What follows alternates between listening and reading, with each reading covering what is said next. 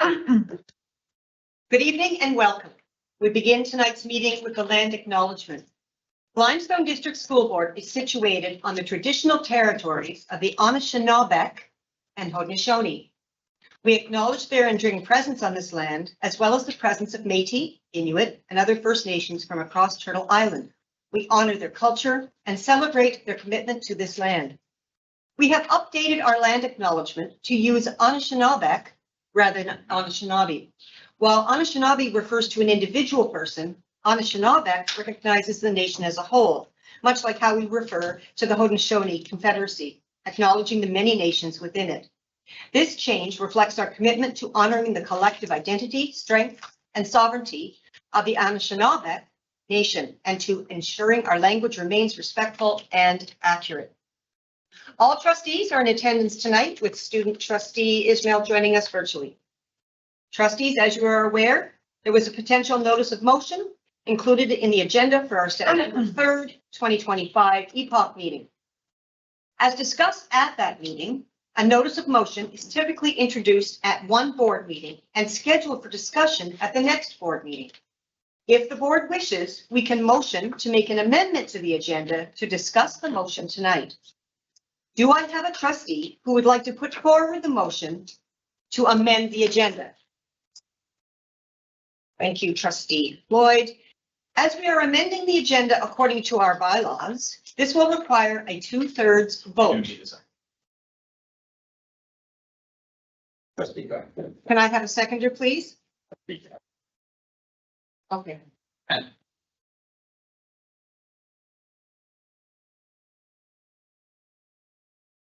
Sorry, I'll read that again. As we are amending the agenda according to our bylaws, this will require 2/3 vote. So all in favor? Yeah. 1, 2, 3, 4, 5, 6, 7, 8, 9. All are in favor. Anyone opposed? No one opposed. That carries. Are there any other additions or changes to tonight's agenda? Seeing none, I ask that trustees move the agenda be adopted. And who's going to do that? Thank you, Trustee Neal, seconded by Trustee Elliott. Declaration of conflict of interest. Do any trustees have any conflict of interest? And if so, would they please identify the item number? Seeing none. Number 9, delegation presentation. This evening, facility services update, summer projects. We have Manager Fowler, Manager Facility Services, and Assistant Manager Facility Service. C. Down. Thank you, Madam Chair. And we were very busy over the past 2 months, and I know that trustees do look forward to seeing some slides of what we have gotten done, and there's some stuff that is in progress. And with that, I'll turn it over to Manager Fowler and Assistant Manager Down. Thank you, Madam Chair. It's our pleasure to present this summer's past facility services update and capital projects. This past year, go to the next slide, please. Excuse me. So this past year, we've completed 221 projects. So these projects were funded over a number of years. So it's funding that has occurred this year and funding in past years. And the reason is projects are completed that way is because sometimes because of the complexity of the projects, because the design can be complex, and also because of the logistics required for municipal approvals. And that can be site plan approvals. Sometimes that can take 6 months, it could take 2 years, and so forth. So as projects are initiated, there's a lot of planning involved with that because of the complexity and some of the logistics. Those projects planned could be conducted this year, next year, or the following year. So this year, the 221 projects isn't necessarily based on the funding we received this year, but over a number of years. The one thing I'd like to, the next slide, please. First, I'd like to show here is this happens in every one of our schools. So this is just the summer cleanup that's done.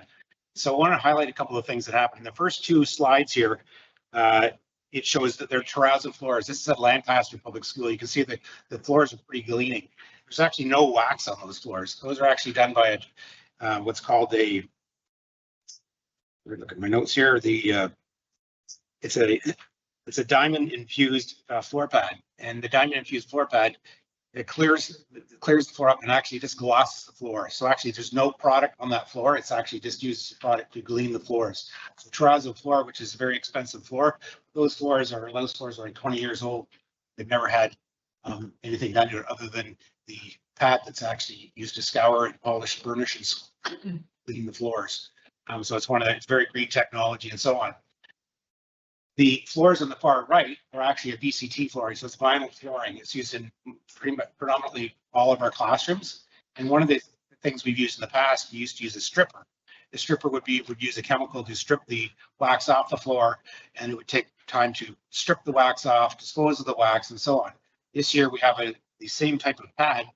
We've found out through our suppliers that we can use a similar pad with the diamond grit in it, and it actually strips the wax off the floor without using a stripper in much faster time. And then we can use the pad over 150 times. So one pad will do an entire school. So not only are we saving money, so we're using less chemicals. In fact, no chemicals for stripping, and then we wax the floor. So the one thing is the floor is cleaning, but that is a wax surface on the floor because the VCT surface requires that. But we're saving money by reducing the wax, reducing the stripper, and the time to do that. So it's really helpful for the rest of our projects. The middle floor is just it's one of our gymnasiums, Baywood Secondary, and it's just the floor polish that we put on a floor resurfacing we put on this gym floors every year to show they look virtually new. And that floor, I think, is probably 10 years old, but we're trying to make them look new from the start of the school year. That's done in every one of our schools. The one thing with our cleaning technology we like to do is, as we say, we're saving time and saving money. Most importantly, big thing is saving time, because as Assistant Manager Downey is going to go on to explain, is all the projects we do. And with all the 221 projects we did this year, it means there's less time for cleaning in the schools. And some of our projects that you'll see in the slides coming up ripped the schools right apart. And it was only until the last week or two that we're able to put the school back together and do the final cleaning. So it's saving time and cleaning is very helpful for doing all the project work. So I have one more slide here. This is all the regulations, not all, but many of the regulations and codes you must follow. These are the things that we do. A lot of it is done over the summer. The first one you'll see is the child's playground inspections. So that's the outdoor equipment as well as all the indoor equipment that's like basketball nets and things of that nature that's inspected every year, and then minor repairs are done, and sometimes major repairs, and sometimes they're taken out of service until they are repaired. The Technical Safety Authority, TSSA, that's for all our heating equipment, fuel oil, propane, elevating devices. Those have to be inspected every year and make sure that meet all the regulations. And then there's updates as well that the auditors will pick up, TSA inspectors and so on. And then the other is, of course, our fire code. And that's all our fire regulations. So our alarm systems, fire extinguishers, foam systems, all the things within our kitchens, sprinkler systems, on-site water supplies. The City of Kingston water bylaw, to make sure we enforce we're not watering all our lawns excessively. So we're following the bylaws on that. And then, of course, our Ministry of Environment and Conservation authorities for the water we do consume for drinking, for our sewage systems, and for Environmental Protection Acts, and for the child cares as well, extra water regulations that we must follow and ensure that we report and keep everything so that we're in compliance. Those are the many codes and regulations, and the most fun part is coming up. And share more pictures of the completed projects. So Assistant Manager Down will share those with you. Okay. Before I get into some of the more, the bigger and the complex projects, I just want to acknowledge the work that our maintenance department does. They are mostly routine maintenance. They're preventative maintenance, they're emergency response, but also in a big part, they work collaboratively with the operations team and the capital construction team, doing replacements of systems throughout the year. And in the summer, this is a highlight of some of the things that they worked on for us this year, with very much so our in-house staff and contractors through maintenance. Of the 221 projects, a good number are credited to them. Also, something new I wanted to mention is painting. So painting is a renewal item. It's the replacement of a wall finish system. It's a very short life cycle because painting's only a 5 or 6 year life cycle when it comes to asset management.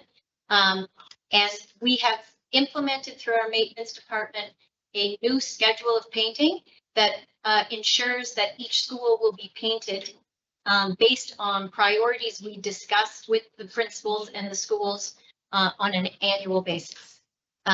This is an example of a gym and a hallway at Sinclair. Painting is probably one of the most #1 requests from schools, and it really does make a big impact for a smaller project.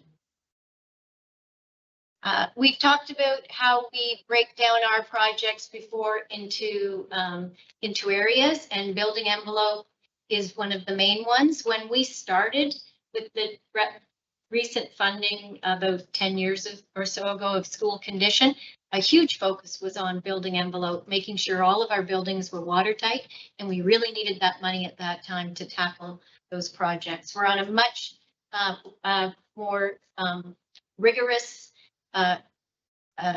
schedule of making sure that our roofing is all up to date. We're in a much better shape than we were then, but we still on an annual basis do roofing.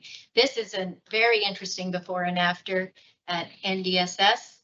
It's modified bitumen compared to the tar and gravel that was there previously. And these are the sites that have had building envelope.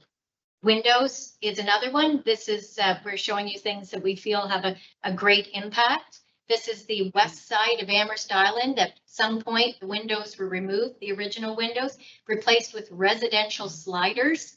And so we feel this is a great improvement, along with adding a siding that now means the entire building that envelope has been addressed, including the roof. This is for those of us who like mid-century modern, it's our iconic LCVI front entrance canopy that we have struggled with year after year after year. And this year, we feel instead of just repainting it, we have got to the crux of the problem. It was re-roofed. We feel all that. I don't know if you can see just how bad that is peeling underneath. But that is a huge facelift, and I've always loved this architecture. I'm going to be talking more about, as we move away from our building envelope being tighter, I would say we had more of an emphasis on our mechanical projects this year.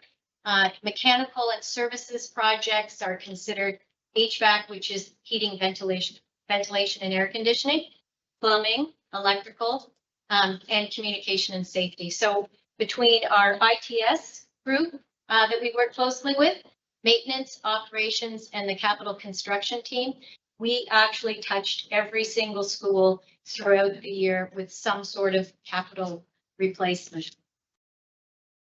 I just want to highlight some of the bigger ones, because in the past we've shown you these and the complexity of them, and this is a really good example of the projects that take multiple years to achieve.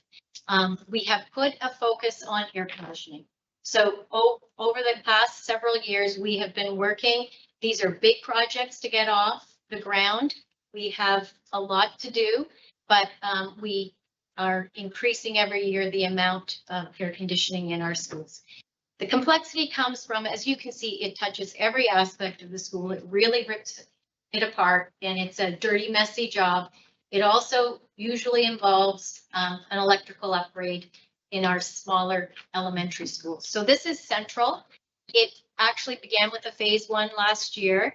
It moved to its phase 2 this year, and it is still in progress. So we're not quite cooling there yet, but we're very close. And I think the important thing to highlight here is when you look at that previous slide and see what the school looked like, I really want to commend our operations team, because they didn't get this building turned back over to them till August 25th. And this is what it looked like compared to the other pictures on the first week of school. We needed that last week in this situation, but this is the first week of school in the hallways compared to what it was.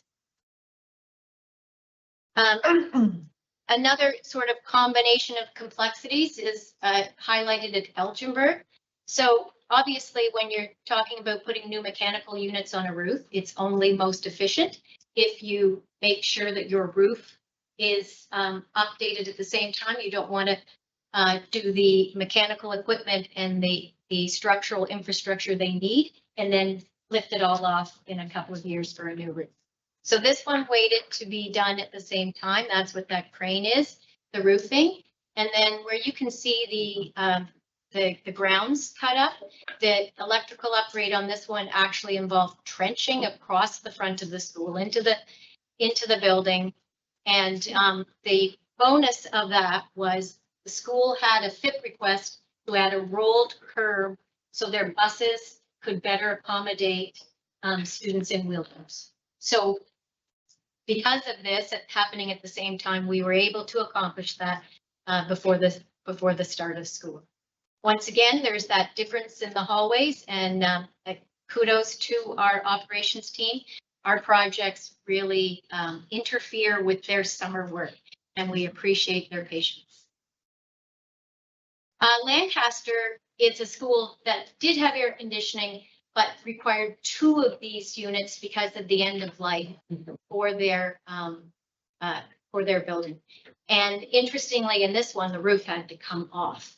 So to get these 3,000-pound units into the building, the 2 of them, the roof was opened up, and that is the work that you're seeing happening. I may be putting it back together at that point. And that one's in progress. But I just thought, since I was talking about HVAC, and I have shown you projects for mechanical that were primarily improved our air conditioning, a little bit of information. This we do have to report in the UCD ministry files, our percentage of air conditioned space. Now we can say that we have 37 sites that are partially or fully air conditioned, which is 88,000 square meters. When we started to focus on this, I believe our number was around 20%, and now we've achieved 32.4.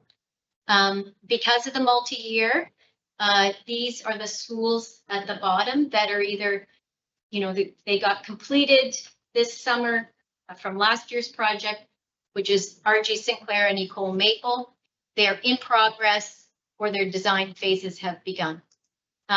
We did do a focus of buildings with second floors because those second floors are really warm. In our planning, we have almost tackled all the second floors. We do need to also look more at secondary, though, I believe. And that's in our planning. Accessibility is a focus of this slide. This is a combination of some bigger accessibility projects we did. That odd one on the bottom is the elevator shaft at Rideau Heights. At the moment, the elevator door is still a piece of painted plywood, but the shaft is there, ready in place for the next phase of when the elevator is added. This school has had a lot of work this year. They also have the accessible washroom that's on the far right. I just realized I didn't identify them. J.G. Simcoe's doorway, just I kind of wanted the power door operator photo. And then LCVI's accessible washrooms were all purpose built this summer. And then on the topic of Rideau Heights, it did benefit from quite a few projects, because when we were ripping the school apart like this, and the school actually allowed us to start this in May. So it's been, a very interesting experience, but I hope they're enjoying the results. They have always historically used, for a few decades, they moved away from what was their main entrance, and they were going in a side entrance. So we've brought their administrative offices back up to the front. It meant some retweaking and new finishes in their library, flooring, ceilings, and walls, and their special education room, also got a renovation. The washroom was added. If you take a look from the back, from the front, it now has a double door entry into Rideau Heights with the offices on either side, and the desk area with a window open that's also accessible with the 2-tier height, allowing the visitors to stop between the doors to talk to the school office. Accessible pathways, that is now code, that an accessible pathway has to lead to each playground structure. So while we were there, that was done as well. And in the hallway, the school had a FIP request asking for their lockers to be removed, the cubbies to be hooks that are recessed, and we did painting and lights in that hallway while we were there. We get into the site improvements. This one is Centennial. Their exit to this end of the school, which is also how the students get to the bus, was up this very steep hill that gets very icy in the winter and had no safe way for anyone with accessibility needs to get to their bus. So a significant project that was undertaken to level out that grade and add the pathway not only to the bus, but all the way around the back of the school, new pavement in their area of their portables, but really connecting the whole school so you can get around it much more easily. There was a regrading of their soccer field while we were doing that. So that's been leveled out with grass, hopefully to come along quickly. The rain is not cooperating. Town in Odessa, a project that has been in the works for so long, very complicated by the need for site plan approval. We've been working hard on that one now for a couple of years. It got off to a later start than we wanted, but a contingency plan was in place to be able to make sure that we could still work during the school year if needed. And that is what is happening, with key elements ready to go. Like the Odessa parking lot was obviously an important priority. And so we have very much still in progress photos here, but an amazing amount was done since we mobilized in the middle of summer. I am really hoping that the school gets to fully enjoy this as soon as possible. We've shown you previously our naturalized kindergartens, and that has continued at a few more sites, Aerosmith and J.R. Henderson. And this, you can see how we are standardizing this. That is the little teepee shade house, playhouse, the paved pathways, the mulch areas, and in the situation of Henderson, because they already had an existing structure that was accommodated into their kindergarten area. New playground at the Prince Charles. So we've seen this before at JG Simcoe and Fairfield. This was a slightly bigger project because it did incorporate some things the school had been looking for: an outdoor classroom and the paved area again. So we are AODA compliant. So all of our projects like this are involving a lot more paving than they had in the past.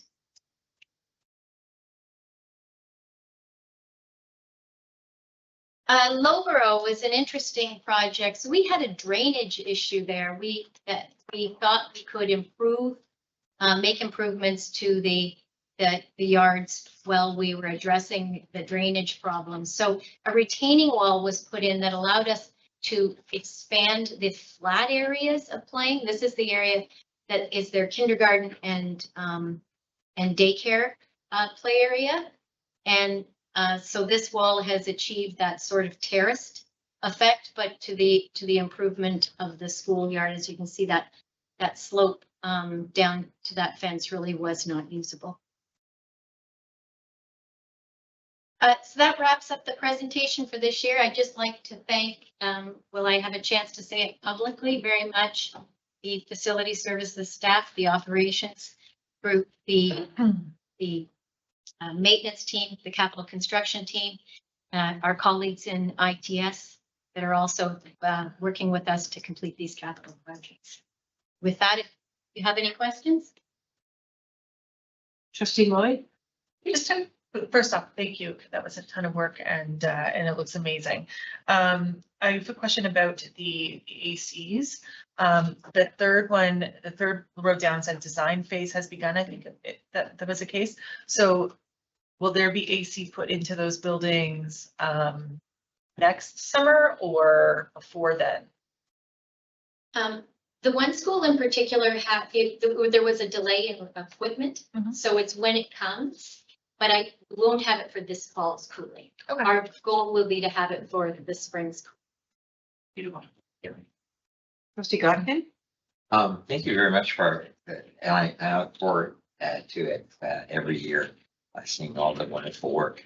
I was just wondering, when we're talking about AC, because it's becoming a major issue, do we have a 10, 15, or 20-year goal where all of our schools are going to have air conditioning?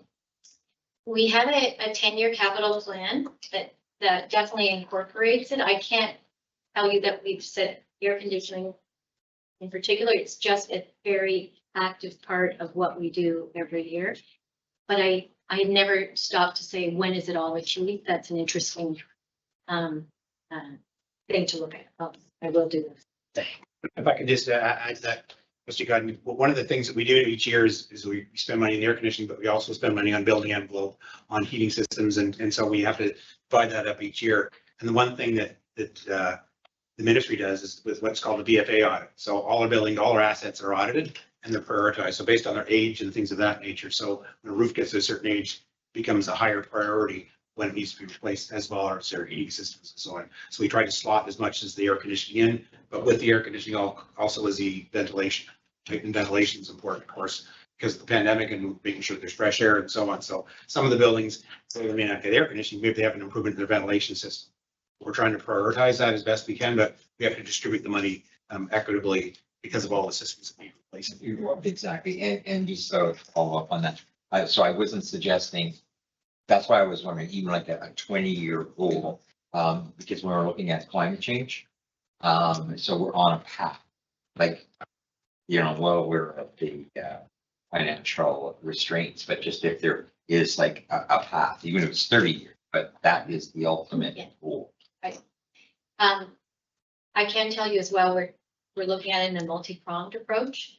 And so at the same time we are looking at AC, we're also adding window film in all of our new windows. So that Amherst Island, which is a west side facing, will receive a reflective coating. It will get blackout lines. So we work together with all these things to improve it. Thank you. Trustee Morning? When you're looking at air conditioning, have you done heat pumps, which would do both the heating and the air conditioning? Have you utilized heat pumps? The Lancaster project is a heat pump system that's being replaced. And so it does get looked at. Each school is analyzed on what system is the most beneficial, but heat pumps are certainly definitely an option. And we look at green technologies, but also the most efficient technologies as well. And each year we attend various trade shows and so on to look at what the best technology is and that's sustainable and so on. But in some cases, it's what's affordable, but it's what we try to design to the best sustainable products we can. Well, for a school, does the heat pump cost more than more traditional? Chair, it does usually involve the electrical upgrade for certain. Definitely, yeah. So that it evens out. Gotcha. So how many of your schools would have heat pumps? I don't know if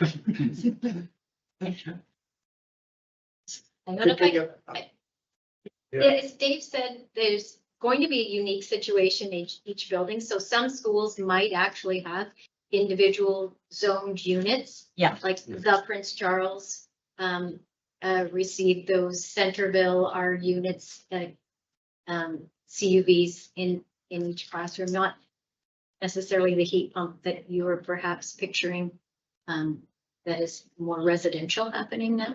But I also understood that heat pumps last longer than traditional heat and air conditioning. Is that not the case? Depending on the technology you're utilizing.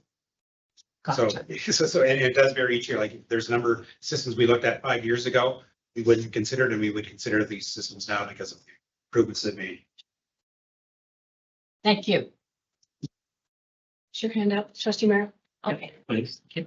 I did want to thank you as well for the presentation. I was thinking as you were doing the presentation, my shiny floors, and I was thinking air conditioning, they're going to talk about air conditioning, how they get nice pictures of air conditioning, but you managed to do it. So, but air conditioning is indeed the big topic. And I know that, again, working for a 30-year plan and so on and so forth. Do you elaborate a little bit on how you prioritize which school gets air conditioning? And could you speak about what mitigation strategies you have for those schools that don't? What solutions do you have to help those students? So as I mentioned, we faced with a lot of need and complex projects. We did focus on those schools with the second floors to start. And then we had a series of new builds that had some infrastructure like Grec, Cole Maple, Southview, that was in place to easier adapt to AC. So those were not easy buttons entirely, but easier buttons. We have been talking recently because we had this focus on second floors about the schools we moved to. And so it is very much sort of us understanding sort of historic problems. We get the complaints from the schools. We know the ones that are too hot. Looking at our building automation to help us see what the situation is in each building. And we do feel that secondary schools, not always as many complaints from them because of their exams. If the heat doesn't come in until later in June, they haven't always been as affected. But with heat coming much earlier, I think, you know, most of our secondary schools have second floors. Like some, Bay Ridge, for example, is already air conditioned, but a school like Frontenac upstairs can get pretty hot, I think. So we will, I think that's a very interesting exercise, is to measure how long we think it's going to take us as we move into our next stages of planning. Our funding is only known annually. So we can plan, we can't actually really construct until we're more certain of what that looks like. These are expensive projects. Understood. Could you elaborate a little bit? You spoke about window film in some of the schools. For other schools, is that the kind of goal for all schools? So we're doing it in schools where we put new windows in for certain, and then we're looking for problem sites as a step towards giving them improvements as we go along. So I do know, like years ago, where one of the first places we trialed was Hallsgrove, and there was this one time we got new windows, we put it on there, and it was really amazing to go in one classroom here and then the classroom next door and how much hotter it was. So that is, and I know at the moment they're being looked at for Grec if they haven't been done already.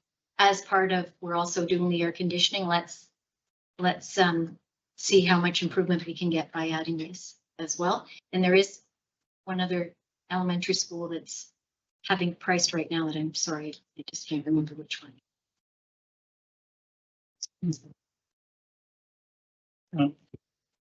I was debating on another comment just off the wall was trees. Trees, nice shade and so on and so forth. Have you looked at that idea? Well, so anytime a site project happens with site plan approval, there's very, very stringent tree bylaws from the city. It's called the tree canopy. It's we had one situation at Trudell where our parking lot plan would remove an old tree, And the replacement, if it was to come out, and we weren't allowed to in the end, actually, it changed the project significantly. It was 75 trees that would have to be planted to fix it, which I don't know that we could do on that site easily. So we did figure out a way to redesign. It did mean that we couldn't do that project this year, though. We only could do the paving at the back because we didn't get site plan approval in time. Sorry, it's just an odd thought. Seeing no other questions, thank you very much. We've been waiting to hear about the air conditioning, so that's Yeah. good. All right, thank you. Awesome.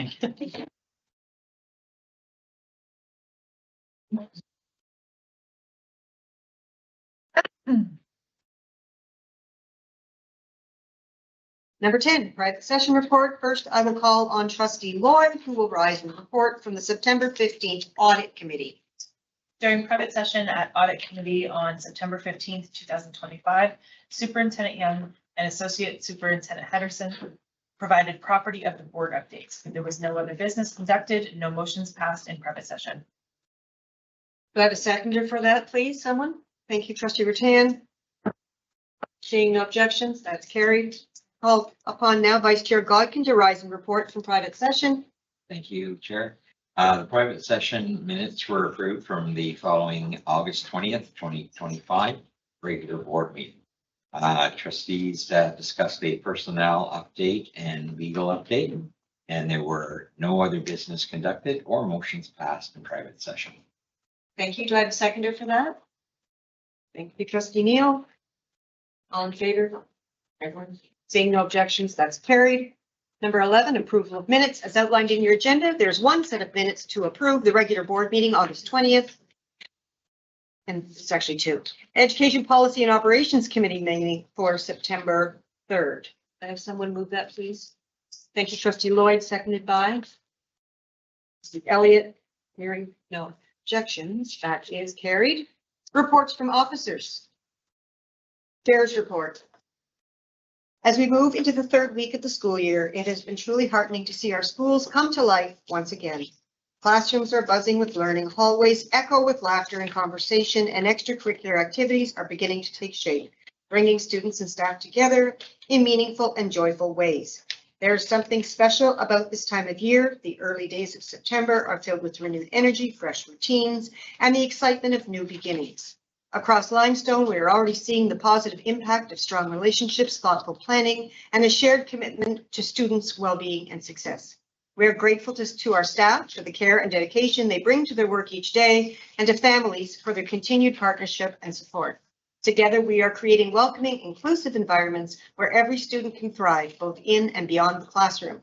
On behalf of the board, thank you for all you do to make our schools vibrant, supportive places to learn and grow. We look forward to the many opportunities this year will bring. This concludes my report. And now the director's report. Thank you, Chair McGregor.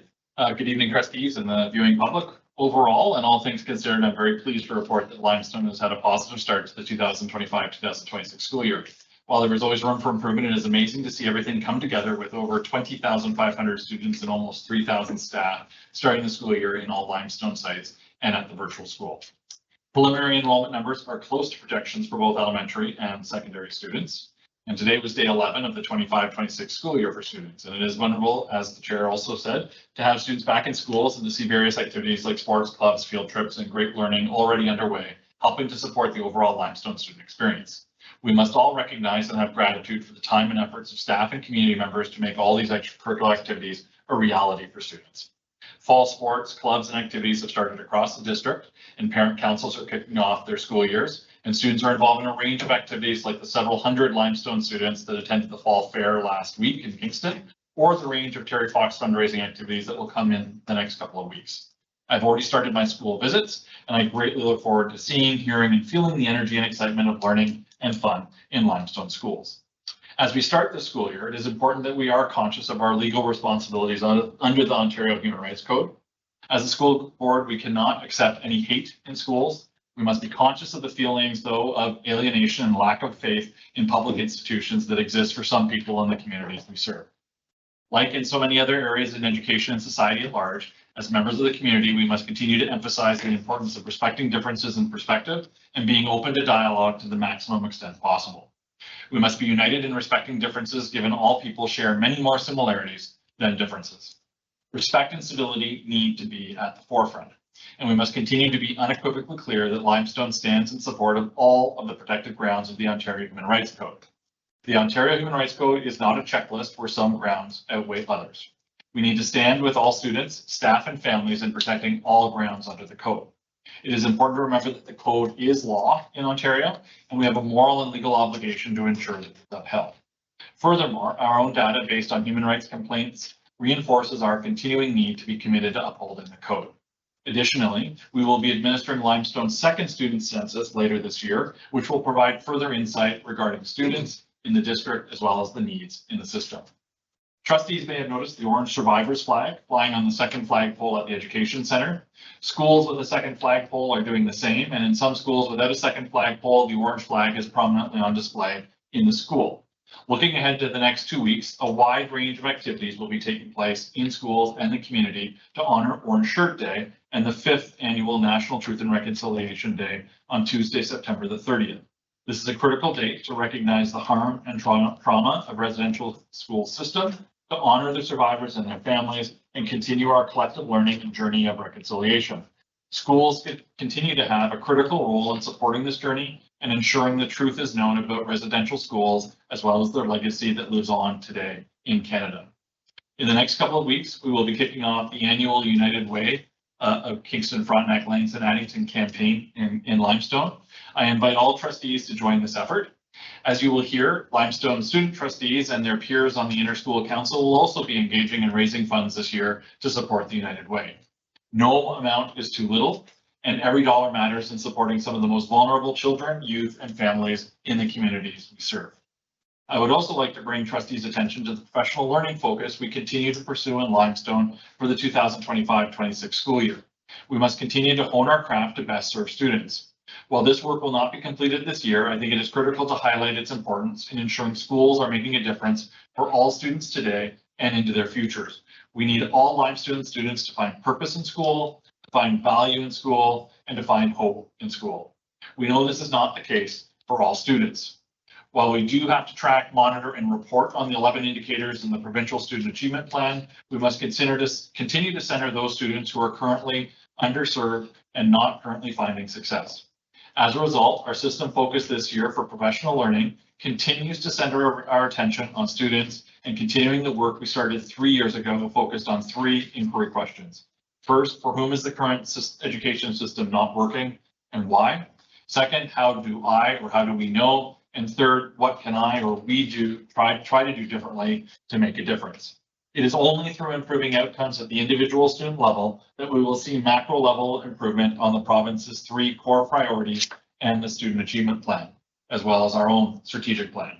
I should note that the 2024-25 EQAO results should become public in the next couple of weeks.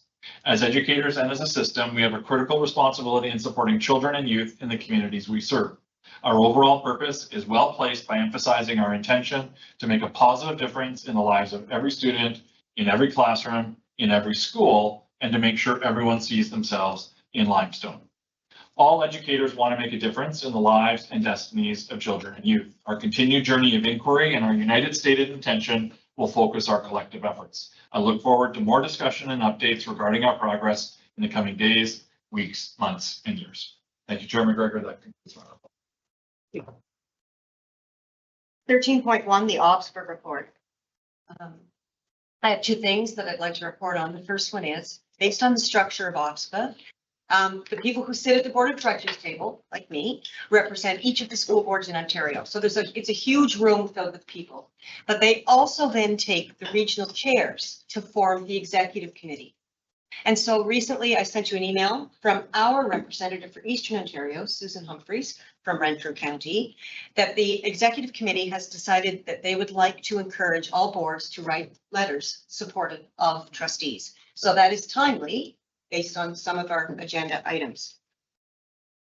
The second thing that I'm going to speak to is I'm going to be sending each of you this, hopefully this evening, a new report that OPSPA has prepared for trustees, which is a comprehensive, very detailed report outlining all of the things that the media or your constituents may ask you about because of the kind of negative scrutiny that is happening right now.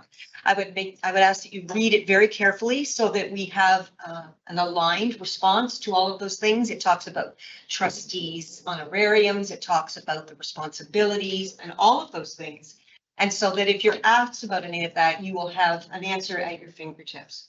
So it is quite long, but I would ask that you read through each of the sections that are outlined so that you can speak to each of those things. And with that, submit my, oh, sorry. The report that you're referring to, is that different than what was published by OPSPA this week? Voting. No, about all the details. Here's how to answer all the questions. Is it the same? One. Same. Okay, thanks. Did you read through it? Mhm. So it's information that you may not have known before. Or you may have. I think there were two separate ones though. I think in Humphreys. Oh, no, that's different. Yeah, The there were- report that OPSA sent out was all of the points, honorarium, municipal elections, all of that. So I will be sending that out again to make sure everybody's got it, but this is Humphrey's report. Wasn't a report, sorry, it was a letter from her as our regional chair asking that all boards, and speaking to you, trustee Elliott, you've written, is that an individual letter or is that a board letter? It's meant to be a board letter to have one vote. So it is timely. And with that, it's my number 13.2, student trustee reports. All right, this is the report for the new school council meeting that was held September 9th. Representatives from all schools came to the first meeting. Student trustees introduced themselves and discussed the purpose of inter-school council. Then the council focused on goals for the upcoming school year and set to put those goals into action. Across all goals, there was a focus on improving student involvement in school. Mr. Burra and the United Way presenter then joined the meeting to introduce United Way and discuss raising money for it in school. ISD members then worked together to come up with ways to implement funding for United Way so they could be successful in their individual school. Finally, the description and applications for the Environmental Sustainability Advisory Committee student positions were sent out in the meeting minutes via email. Concludes my report. Thank you. 13.3, reports for action. There are no reports for action. 13.4, reports for information, and that would be the virtual school update. Associate Superintendent Sark.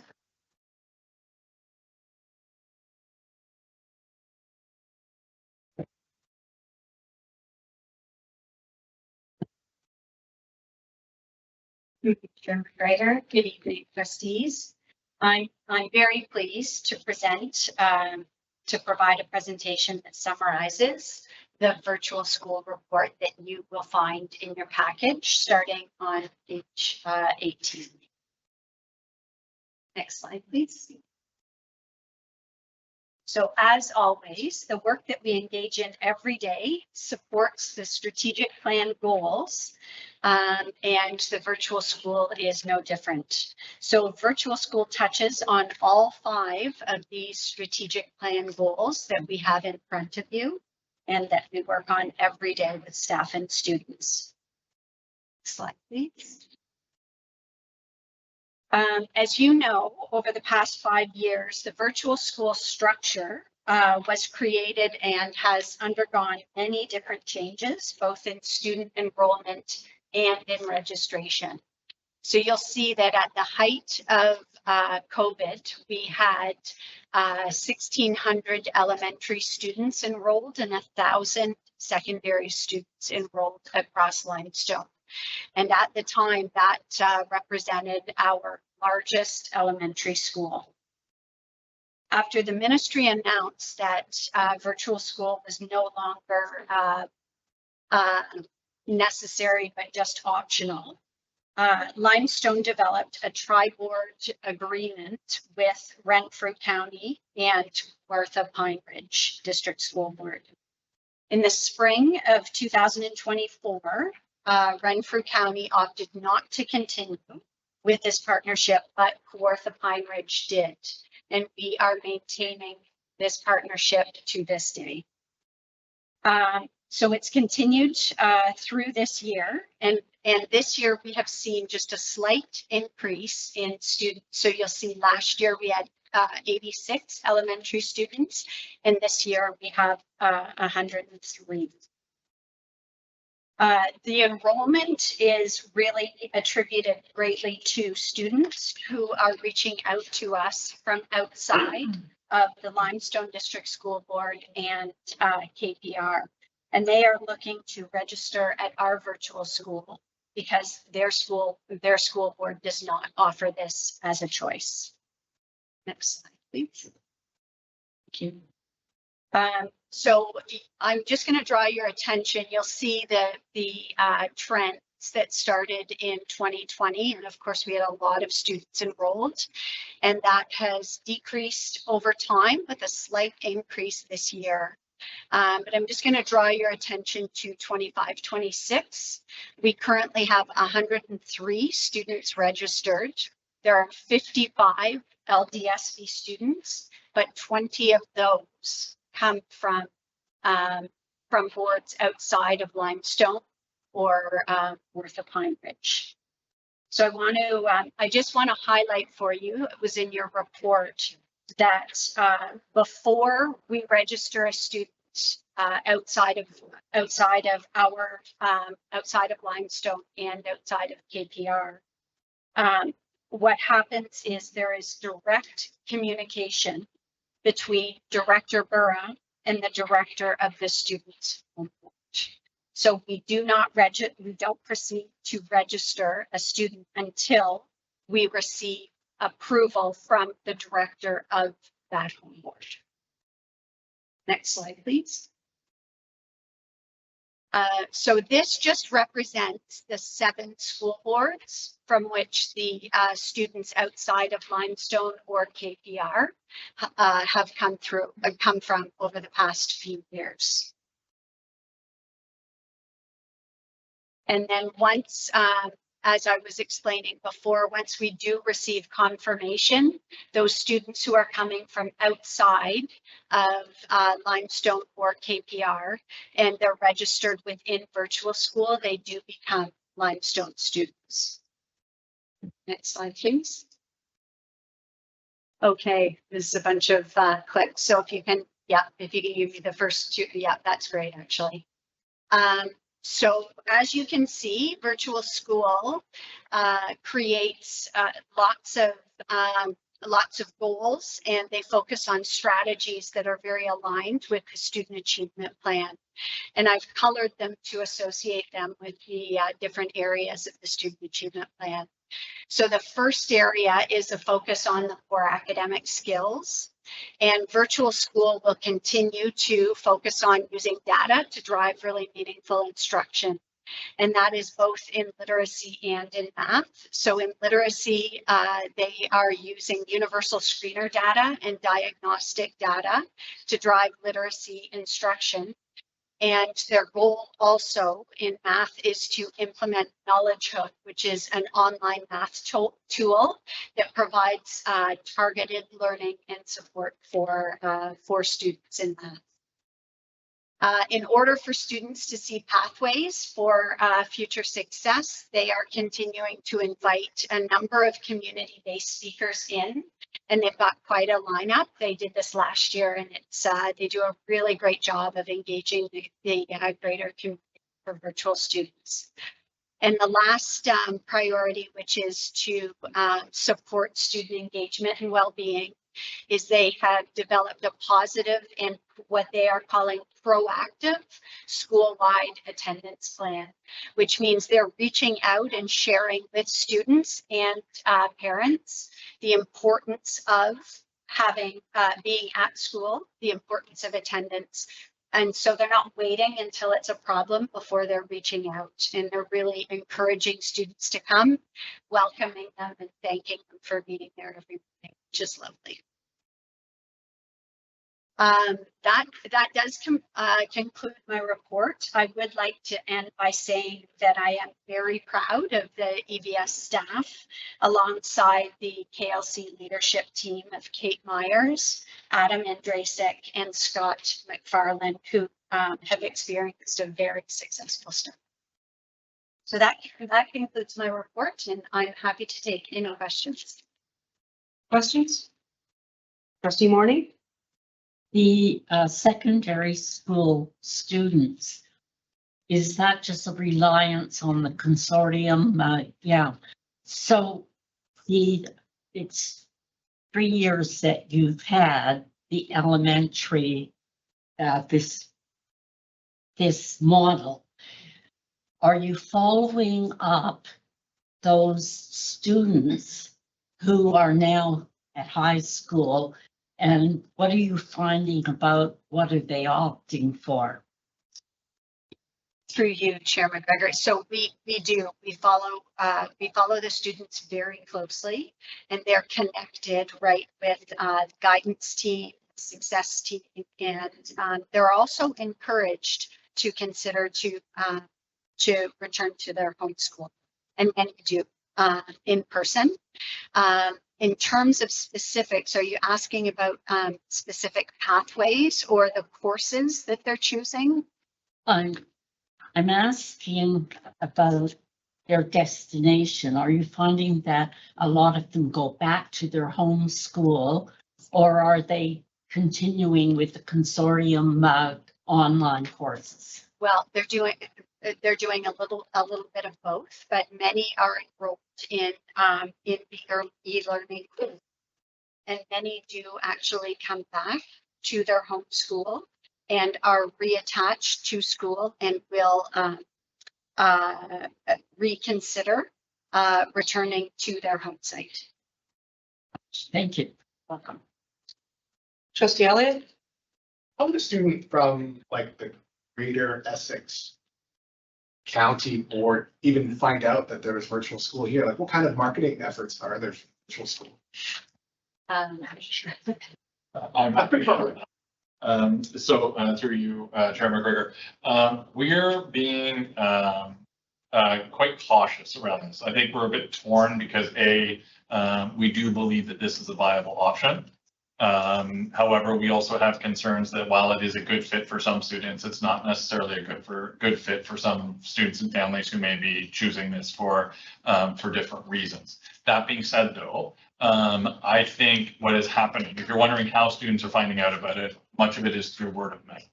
There are very few school boards that are continuing to offer a virtual option, and what we're seeing is it's kind of continuing to spread to different locations. And given that we have to have communication with the other school board, and actually, even though we have been requiring kind of as Associate Superintendent Sartor was saying, director to director communications, the ministry then also changed, put in a change for this year where the home school board actually has to sign an attestation form indicating that the student is a student of that location, because what everyone is concerned about is making sure that the people who are joining are in Ontario.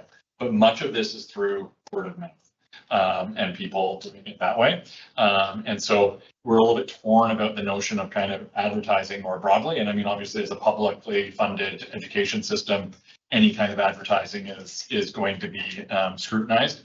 And certainly while we do some things locally here, we really are not trying to target and take students from other jurisdictions unless this is something that they hear about. Certainly, we're not hiding it.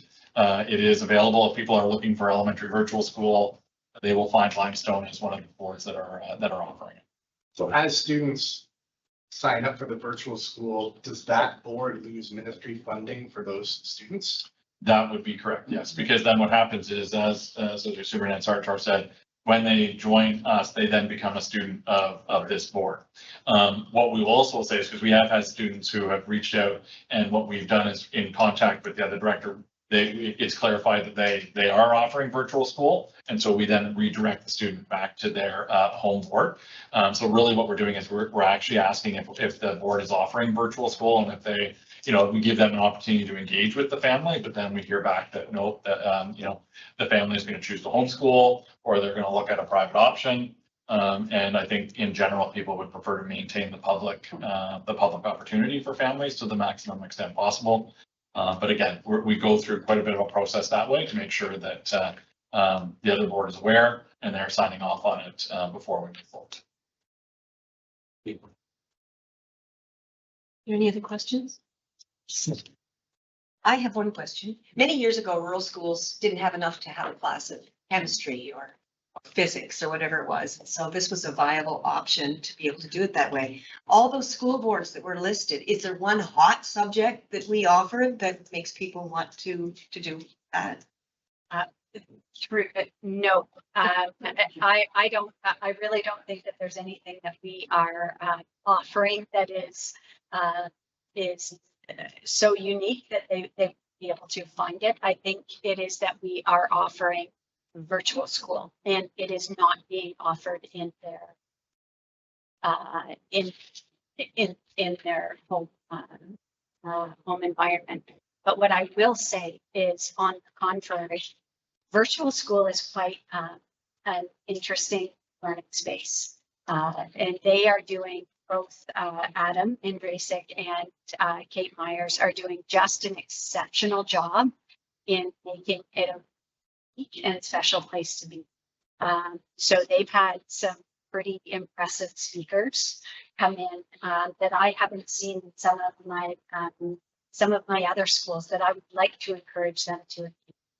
So we've got lots to learn from them, and it is a really unique and interesting learning space, I will say. Thank you. Seeing no other questions, thank you very much. And now you're doing the summer as well. All right. Moving right along. Summer programming from the program leadership team.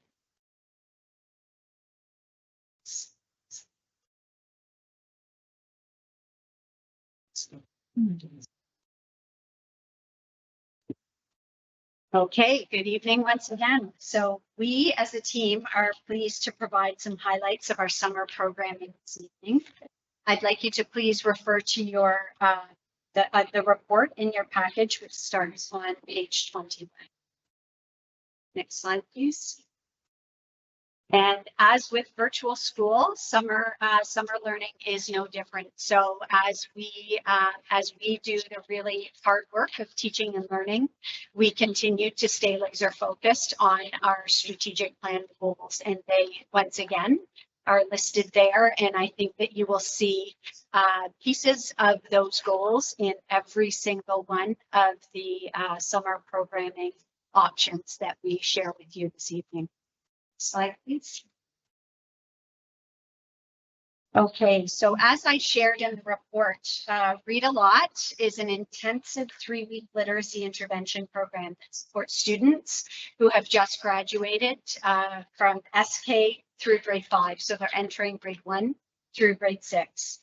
This past summer, 262 students were supported in 3 sites across the district, and 50 teachers and educational assistants supported the program. This year, with additional funding from the Focus on Youth program, we also welcomed high school students who were there every day to support, be friendly, and learn alongside the students in the Read a Lot program. It was a really special environment and a great partnership that we really enjoyed, and we hope we can enjoy for years to come. Next slide, please. Okay, so I'm going to throw lots of data at you, partially because I love data, but secondly because it tells a really great story. So at Read a Lot, we are grounded in collecting data to measure impact on student achievement. So what we do is we gather student voice, educator voice, family voice, and student achievement data through literacy diagnostics. Measures are done before the program begins and after it ends. So this graphic represents one of the questions in the student voice survey, and it's related to reading. And before the program began, 40% of the students rated whether they liked reading as a big yes or most of the time. But you'll note that after the program, the circle on the right, 70% of the students chose those same benchmarks. So this equates within the program to 79 more students, indicating that they love to read. Next slide. Now, here is some academic data that I'm going to try and unpack for you. And what I will do is start with saying that the Read a Lot program is 3 weeks. So we have to hit the ground running right at the beginning of the program. And prior to this year, the Read a Lot staff would spend the first day or two gathering assessment data and then teaching and then gathering post-assessment data. But this year we did something a little bit different. We've got a learning partner team, which is comprised of 7 individuals. And in the last week of June, they went out and collected literacy data on 262 students. They did a data blast. It was amazing. And so they gathered all that data, but what it did was it allowed the teachers, the instructors during the training to have that pre-data on the students and to begin to plan really effective instruction so that they could hit the ground running on day 1. And it was a huge undertaking, but really well worth it.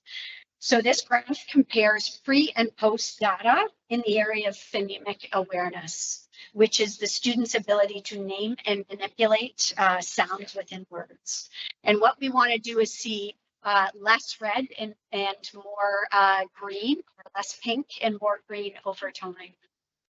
So the graphic shows that at the end of the program, there was more consolidated skill in the phonemic awareness subtests that they did. So there was a lot of consolidated growth there for the students.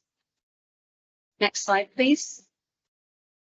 This is very similar, but has to do with decoding. So decoding is the ability to unlock print and begin to read words.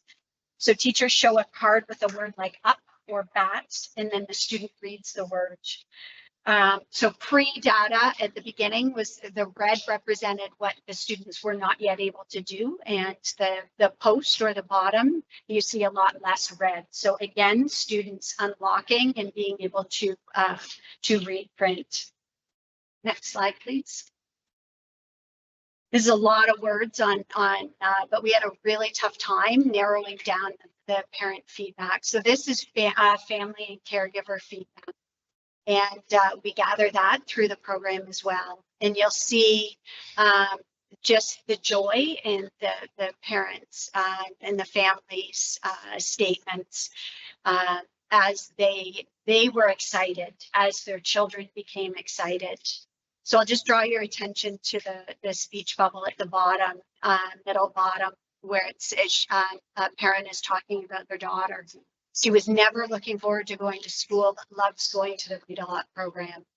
And then the bottom right, since attending, he's shown a growing interest in sounding out words and reading, which has been wonderful to see. So that just tells us that the confidence in the students is important, and families are feeling it, and they were really very excited. Next slide, please.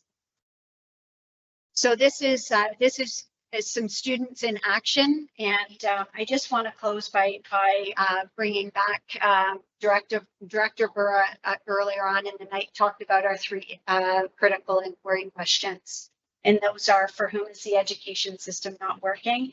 How do we know? And what are we going to do? And this the Read a Lot program answers all 3 of those questions very effectively. So we're really proud of the 3-week literacy intervention program as we continue to find avenues to support every student. And with that, I am going to pass it over to Associate Superintendent Blackburn. Any trustees? I'm pleased to be able to share that we had another successful summer session for secondary students with increased enrollment in our summer session this year. With the leadership of Principal Kate Myers and Vice Principal Anne Andrasic, I'd like to share the following key highlights with you with additional information contained. This year, we had over 800 students register for e-learning through our summer session in 20 different courses, including co-op opportunities. This year, we saw an increased interest in civics career courses, as well as our summer co-op opportunities for students. As you will know, we have an ongoing partnership with Ontario school boards within the Ontario e-learning consortium, which provided students with increased flexibility and access to courses across the province. Once again, this year we had a very positive course completion rate and credit attainment rate of 90% of the students who began in our summer session summer school. Additional information about summer session, as I said, is included in the report. However, I would note one of the pieces that we're most proud of is that our team at summer session connected with families every single week to gather their feedback about their experiences through summer session and how it supported students to gain credits and to often reach ahead. We heard lots of positives about course delivery and about the ability to offer a variety of courses within Limestone. But we especially heard some very positive feedback this year about the opportunity for students to connect synchronously with their teachers on a daily basis. This was an improvement we implemented in summer session, and it proved to be very worthwhile. I think I'm now passing it over to Superintendent Gillum. Well, step in and Chair step in and talk very briefly about Focus on Youth, which Associate Superintendent Salvatore referenced. This was a little bit of a change in the program this year, where the funding that we received from the ministry was used to support through the YMCA hiring of 31 youth leaders and rec assistants for various training camps, including the Read a Lot. As you can see here, the number of students impacted through Focus on Youth is well over 5,000, including the 262 that Associate Superintendent Sartor referenced in the Read a Lot program, and 3 students from the Y student. Next slide. I'll spend a little bit of time talking about 2 funding sources that we receive through educational services from the ministry through an REP, or responsive education program. First one, funding to support summer learning supports. Our biggest sort of use of that funding comes with back to school transitions, which takes place between August 25th and the 29th this year. It's typically the first week prior to school. In some cases, folks will come on the week before that, but the bulk of the work happens that week before. This year, we were able to service and support over 500 students at over 43 sites. And typically what happens is the student will come to the school, meet the staff that are in the building, as well as support staff.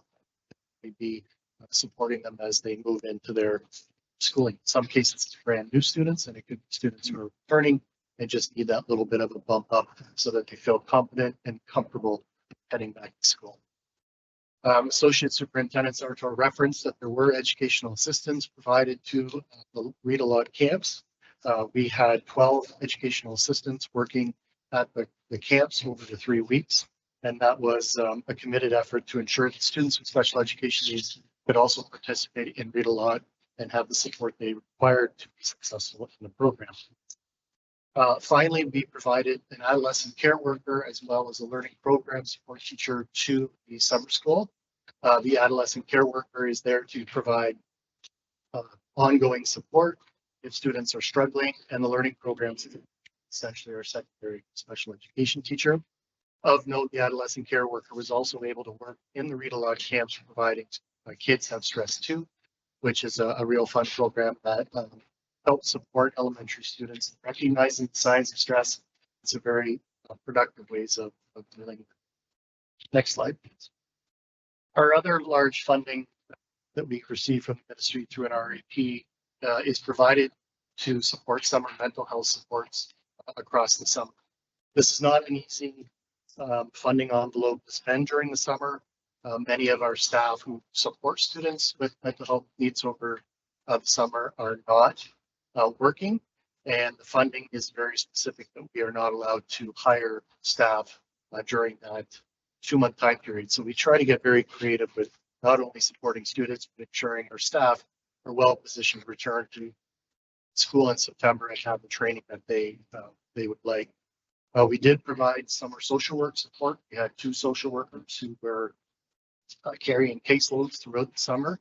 These would have been students they had previously connected with at their homeschool sites, and this allowed work to continue over the summer for several students. We were able this year to use the funding to run a violence threat risk assessment level 1 training for administrators in our board. Very well received, always a very well attended event. And this is essentially training that helps support administrators in ensuring that violence threat risk assessment protocol is followed and students of concern tracked, monitored, and they are reaching out to community resources along the way. We were able to continue our psychiatry pilot with Kingston Health Sciences Center. You'll recall last year, this was the first year that we were able to do this. This allowed students who had a previous referral in June to connect with psychiatry supports over the course of the summer. Our numbers were down a little bit on with respect to this, as one of the psychiatrists did have to go off on maternity leave in the summer, but we anticipate if we receive this funding again, that they are very eager to make that up next summer when they're back to work. As you've heard before, we also use this funding to run intensive Y training supports over the course of the summer for educational assistants. We had 26 EAs take part in the Y training this year. And as a reminder, this is training to support their ability to work with students with complex needs in the school system. Behavior management training, or BMS, was also run again this summer. We had, I think in the report, it references well over 50 different staffing groups, including educational assistants, as well as teaching staff and some principals. And the behavior management training is essentially techniques to de-escalate situations and ultimately keep one safe if things do escalate beyond that. We had another great summer of uptick on educators taking mental health and action school mental health lit courses through School Mental Health Ontario, and we were very pleased about that. There are a couple of things that I did not include in my report that I think are worth noting. The funding was also used or will be used to help support a student mental health symposium taking place next Friday and Monday the 29th in our 2 areas of district at NDSS and here in the board office. We'll be bringing together high school students along with mental health supports from their school to talk about ways in which these groups of students can help initiate tier 1 mental health initiatives at their own school sites and help support their peers along the way. We also are planning on running assist training next week in Limestone, and that is essentially applied suicide intervention skills training. This helps educators and support staff identify students' actions if they are particularly thinking about suicide or referencing that.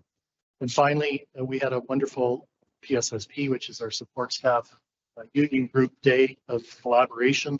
I believe it was last week, 2 weeks ago. We brought all of our PSSP staff together on the PA day, and they got to hear Jamila Gamble, who is well known across Ontario as a speaker, and this was a wonderful day of the PSSP staff getting together. And I think that's it for my slides, and I'm turning it over to Superintendent Morgan.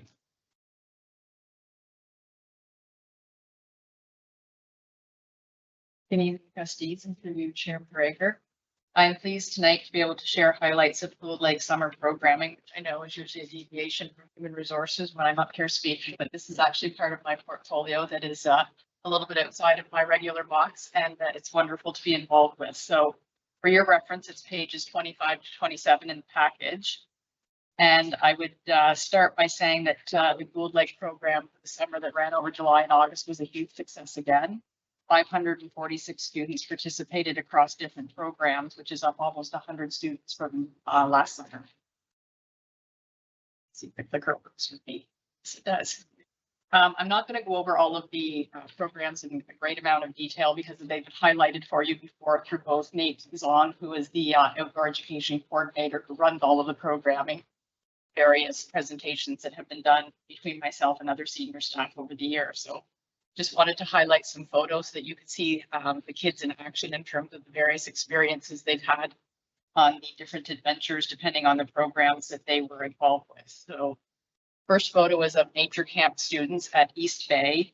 And this is a 5-day program that is actually held at the Outdoor Education Center with some trips here and there. This is a busy day at the barn. The barn is the primary area where staff come to do all of their training and orientations and all of their prep work for all of the outdoor excursions that take place off of Gould Lake. This is a group of outdoor escape students, and the outdoor escape students program is also conducted at Gould Lake Conservation Area over 3 different 1-week sessions. So there was multiple sessions of this program running over the summer. This is a group of outdoor escape students taking a break on a hike to East Bay.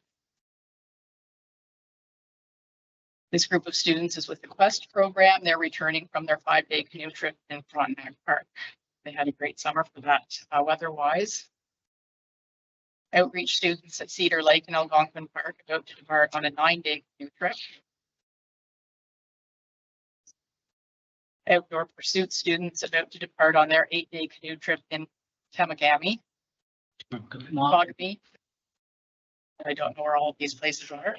My Sydenham Lake area. I can do similar things. Outdoor skills students learning kayaking skills before their 9-day kayak trip on Georgian Bay. So lots of excursions and adventures.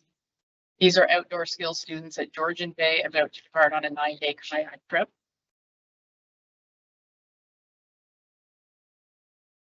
This is the wilderness instructor course staff and students boarding a train at Moosonee after a 12-day canoe trip down the Sinabe River, if I pronounced that correctly. And this is the kayak instructor course that students are on a 29-day kayak trip around the Anacostia Island. So a number of these programs, as you are aware, lead to either a half credit or full credit course completion too, and a number of students were able to actually complete that through the courses. So just in terms of some quick testimonials, this is just a sampling of what Nate shared with me. My camper loved this trip, in which it lasted for 2 weeks. Thank you for this incredible experience, which is now a core memory for my camper. Gould Lake is our favorite camp of the summer. They had such a great time and fabulous instructors. What an adventure. I really appreciate all the care and thought that went into making this so magical. Every night there were lots of stories, teaching, and something new for us as well. We are definitely signing up for next summer. And thank you for being so supportive and kind to our camper. He says he really enjoyed last week, and it was so nice for him to have been included in some of the after-work events. So again, kudos goes out to Nate Zahn and Dan Moser, who are leaders of the program, and all of the numbers of camp leaders and outdoor education guides that make this program possible for the students. Year after year, this has been one of the most popular programs in terms of students having some exciting adventures throughout the summer. And with that, I think that concludes our investigation. Are there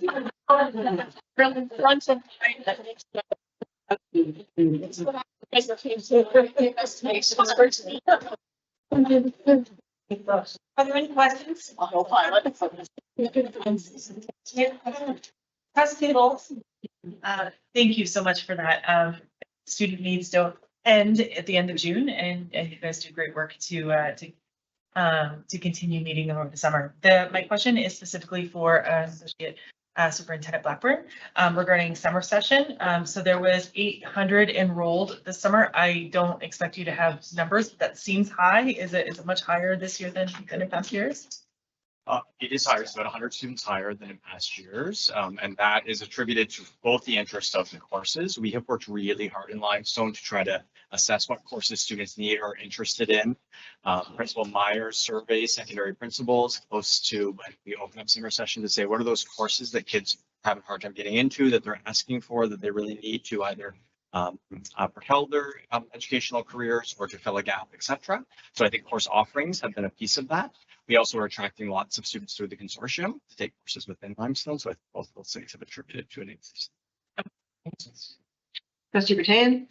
I have 2 questions. First, for Associate Superintendent Sartor.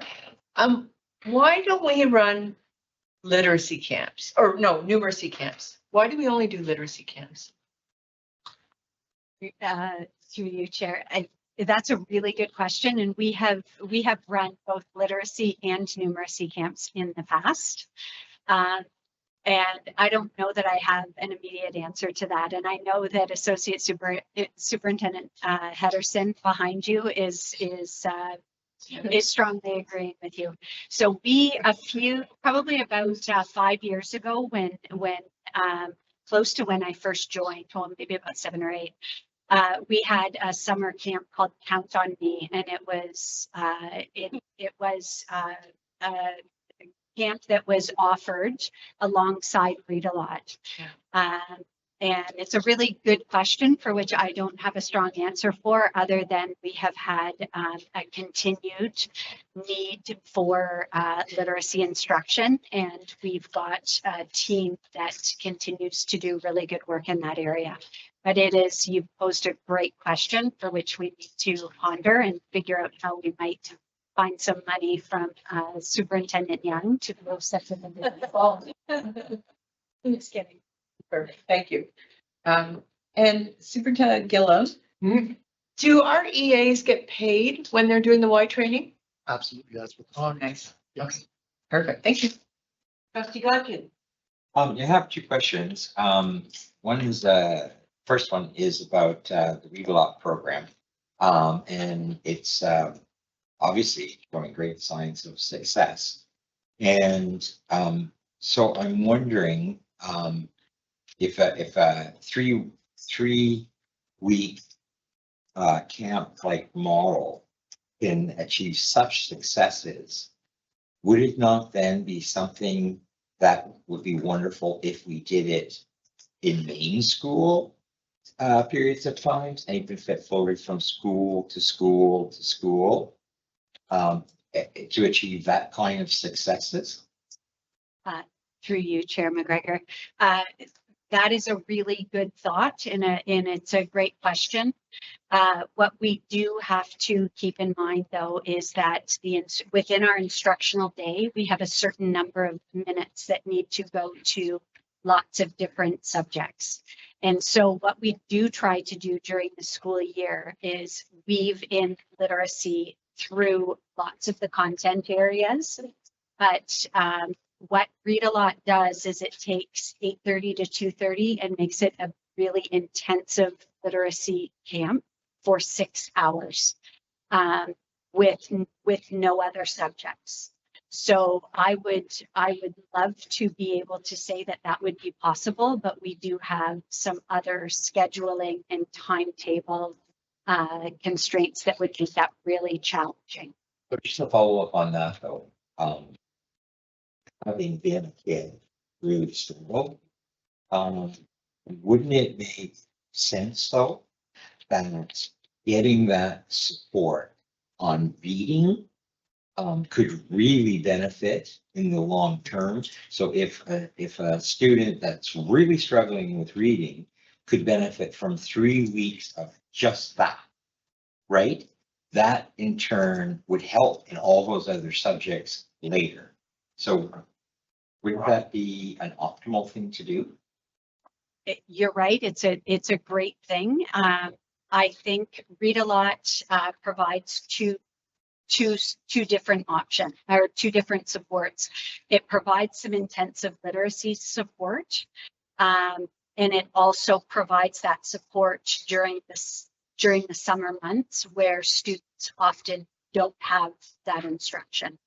So it is doing really two things. But what I'm thinking about when you are bringing that up is our program called Empower, where we have intensive literacy support a day for 60 minutes for the entire year. So they're typically when students are struggling in the area of literacy and they've got gaps that are quite large, they are requiring really intensive support. And so we are trying to do that in different models and in different ways throughout the school year. But you're right to take that, the Read a Lot program, and to provide that structure as much as possible with that intensity to lots of students would is a great idea. Okay, thank you. And my second question is about the summer students with the virtual learning. So I had a question about that, and not expecting you to have an immediate answer. But I'm again, because having struggled myself, it's something that makes me emotional, actually. So when we're looking at virtual activities, what percentage of that 800 some students are actually gifted students, actually accelerating ahead, and actually struggling kids that were like me getting help? You are correct. I don't have that information to delineate that, but I do think that summer session serves both purposes. I think that we have students who absolutely are trying to reach and get ahead to either free up opportunities within their schedule to take more electives, to take other interest courses later on in grade 11, 12. And we also have students for whom they are trying to either repeat a credit, or they're trying to get some extra support, or the virtual environment works really well for them for their learning. So I think that it serves both purposes, Trustee Gotkin, but I don't have the data on just how many of each kind of category of student you want to say. I know, again, my experience at my school, not passing math, right? But then going to summer school, and because it was condensed, all of a sudden I got a great mark, which then built my confidence, right, for the next school year. So it was just wondering how much effort we put into that kind of a scenario. Can explode up. That's one. All right, thank you. Are there any other questions? Trustee Elliott. Thank you. Many of the topics began with we received funding for. How confident are you that the funding will be stable and reliable for future programs like these to continue running? I'll take that one. So I think in response to that through Chairman Berger, the message is mixed. So what we have heard is that the summer programming and the opportunity to provide extra learning opportunities for students is very viable, and that funding has been there. That being said, on the other hand, did see a memo earlier, I think it was actually towards the end of the summer, that made it very clear, and I know that Superintendent Gillum mentioned the REP funding. The message from the minister was very clear that we should not necessarily count on that funding moving into future years.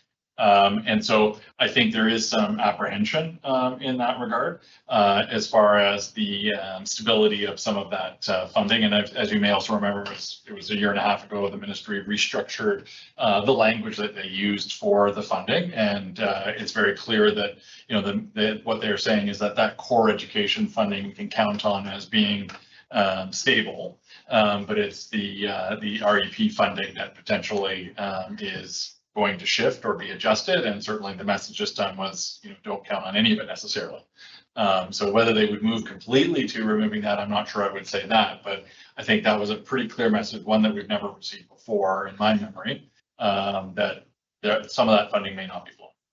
And are there community partnerships to explore for potential funding for these sort of activities, or is it just strictly money from the ministry goes into this programming and we don't rely on outside funding? So, I mean, we do have to rely on community partners to help support some of those programs. I mean, like, for example, the Focus on Youth program is a really good example where community partners are really keen to work with us in that particular case. And they've been hugely supportive of supporting some students who desperately needed that program. But largely, in terms of without having that provincial funding from the government to support that, I do think that would be a challenge, and it would be a very significant change in the model of how we would be doing our business in terms of, and typically I would say a lot of times when there are grant applications, we can support a grant, like a different organization doing the grant, but we can't actually apply for the grant ourselves. So this would then change the model in terms of whether we're doing some independent fundraising in a different way to try to focus some money in that particular regard, which does happen, for example, in support of the Gold Lake programming, where every year there's a fundraising effort to put forward money for bursaries to support students who can't afford to go to some of that programming in the summertime. And we have dozens of students who are able to do so because of those bursaries to participate in those outdoor education programs. So I think there is reason to be feeling a little bit like these are a bit precarious at the moment, given the messaging that we received as it related to the RDP funding. Thanks. Are there any other questions? Seeing none, thank you. I think what's most remarkable, it's all about literacy, but every picture showed a smiling face. So I think that those are pictures that I like. Thank you. 14 unfinished business, there is no unfinished business. 15 new business, there is no new business. 16 correspondence, there is no correspondence. And now we come to number 17, notices of motion. Trustee Lloyd, you've put forward a motion. Do you want to speak to that now? Once she speaks to it, I'll be looking for a seconder to discuss it further. I will only say a couple of words, just because I think the motion is very, very clear, and there is a call already for us to put a letter together. What I will just add to this is that this motion was written probably only 2 or 3 days after the minister made his initial comments. So there is certainly opportunity for friendly amendments to this motion. That's all I will say on that. So. Second. Seconded. Thank you, Trustee Rattan. And now we can open the floor to discussion. Trustee Rattan. I totally support the motion and support the template letter that was sent by Renfrew. It's a good start, and it looks like that, along with the OPSPA memo, is the insertions. So if every board, I think the goal is from OPSPA is for every board to send a similar letter highlighting the key points. I would like to offer a friendly amendment to this. And it's not exactly to the letter, but I would like to ask OPSPA to investigate the abolishment of English public trustees as an equity issue. Because we have English-speaking secular students in our system that are going to lose their trustees, their constituent voice, and yet French-speaking Catholic constituents will maintain that service. So our English seculars are losing a service. And as the director said, we already have students, families in our board that face human rights issues. We're adding on to that. So it would be for OPSPA to maybe put their legal team on this, because we know the government of the day has put things forward and lost in court before. I don't know if this is tested or not, but it feels like this elimination of public school trustees will hurt a huge portion of our population, and yet another portion of our population will not be hurt. And it's simply because of their language or their religion. Wow. So as the officer rep, all of that. I have some things written down if you, but I can share them with Shauna as well. But the amendment would be, and it is friendly, to not only for us to send a letter as OPSPA has requested, but to send a request back to OPSPA to investigate. I don't know, the legality of this, maybe. I don't know if I'm using the right word there. So for clarity. Yep. We're sending 2 letters. Nope. We're asking OPSPA to investigate. But I thought this letter was going to the minister. So no, okay, yes. So the original motion stands that the letter that we are writing goes to, I think, the ministry, MPPs, municipal governments, OPSPA. I don't know if we need to send it back to OPSPA. And again, as Tiffany said, this is kind of like evolving a little bit. But I would add on to it that we would make a request to OPSPA to do a thorough investigation into the elimination of trustees as an equity issue. English public trustees, because that's the only ones that are being eliminated. And I can do people, I mean, I know this is up for debate right now, but if people need clarity, please ask me for clarity. I think I've outlined it okay. Yeah, that makes sense. So my only suggestion, trustee Rattan, is given the initial notice of motion is really focused on advocacy and writing to MPPs, the Yeah. ministry, the minister, et cetera.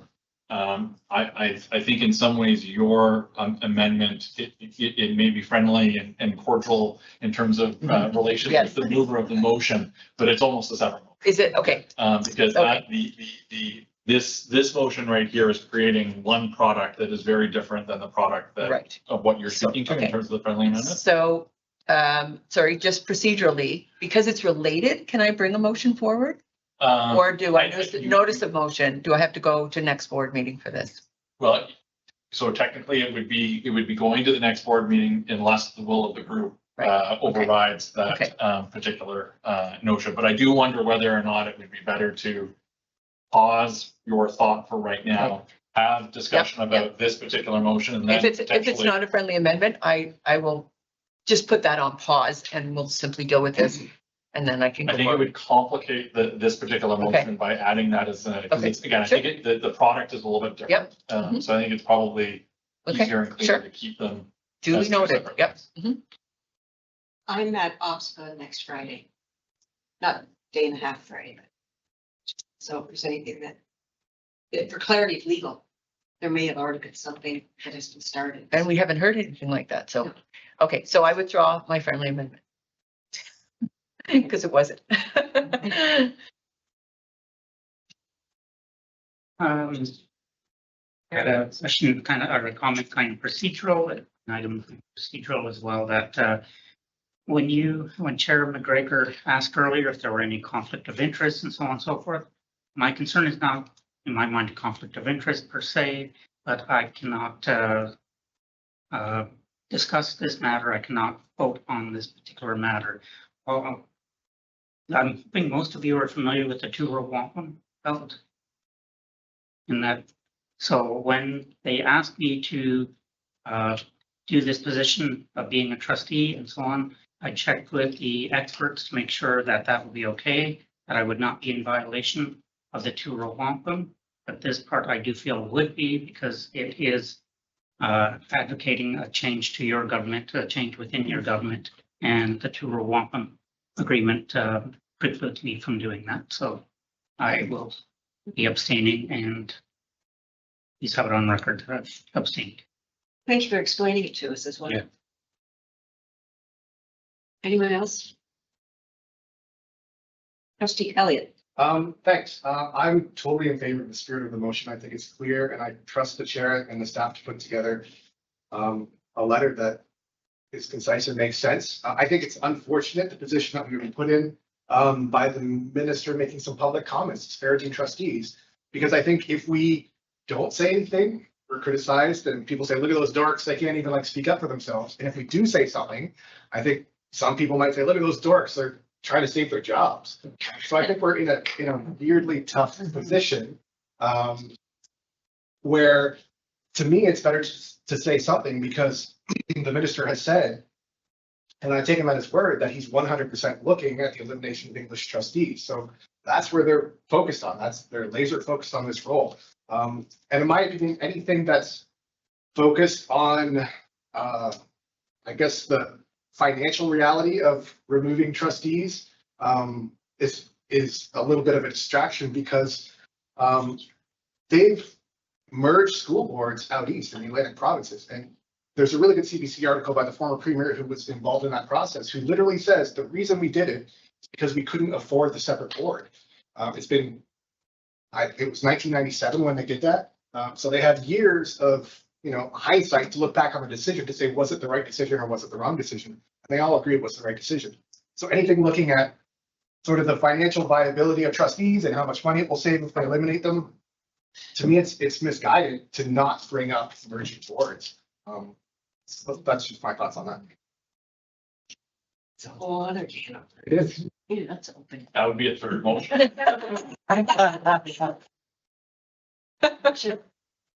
Which I'd be held. Oh, there's a fourth motion. Thank you. Just echo the comments, and I would fully agree with Trustee Elliott that I'd be happy to open that can of worms with you anytime. And I think this motion is almost a no-brainer that this is something that's the very least we can do at this point.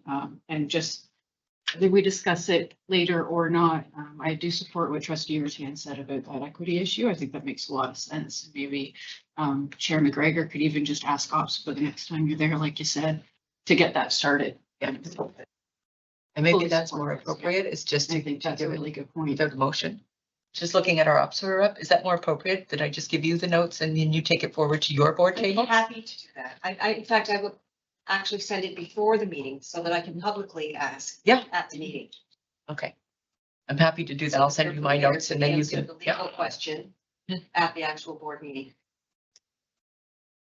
If you want to do it, yes.